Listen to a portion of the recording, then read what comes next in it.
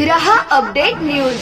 उपसरपंच राजूभाऊ शेख किंग यांच्या वाढदिवसानिमित्त 1 मे 2026 रोजी मेहुणबारे बायपास बस स्टँडजवळ धुळे चाळीसगाव रोडवरील मैदानात भव्य बैलगाडा शर्यतीचं आयोजन करण्यात आलं होतं।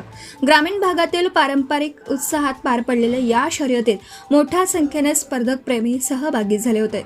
स्पर्धेत प्रथम ते 6व्या क्रमांकापर्यंत विजेत्यांना आकर्षक पारितोषिकं देण्यात आली, तसेच शाईन गाडी व चार्जिंग बॅटरी गाडी अशी विशेष बक्षिसं ठेवण्यात आली होती।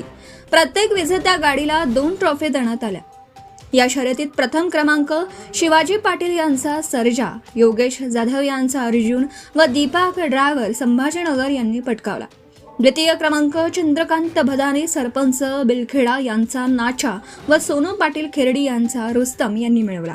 तृतीय क्रमांक सांडूभाई व सलमानभाई गोळेगाव यांचा पिस्टन 221 तसेच प्रसिद्ध बैल व्यापारी शब्बीर मिस्त्री गोळेगाव यांचा सोनं 50-50 यांनी मिळवला।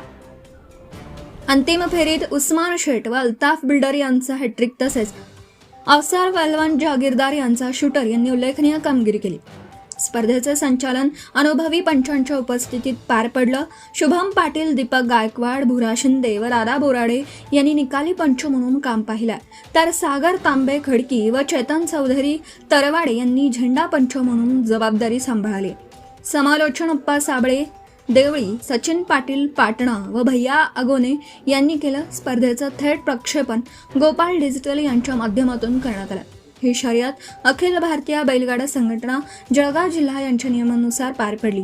आयोजनासाठी अब्राम शेख, नंदू सोनवणे, बारकू ठाकरे व अर्जुन मोरे यांनी विशेष परिश्रम घेतले।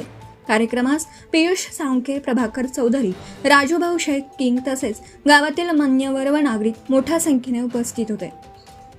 या भव्य बैलगाडा शर्यतीमुळे मेहुणबारे परिसरात उत्साहाचं वातावरण निर्माण झालं असून क्रीडाप्रेमींसाठी हा कार्यक्रम विशेष आकर्षण ठरला। Bureau report Murad Patel. Subscribe now and press the bell icon. Never miss an update.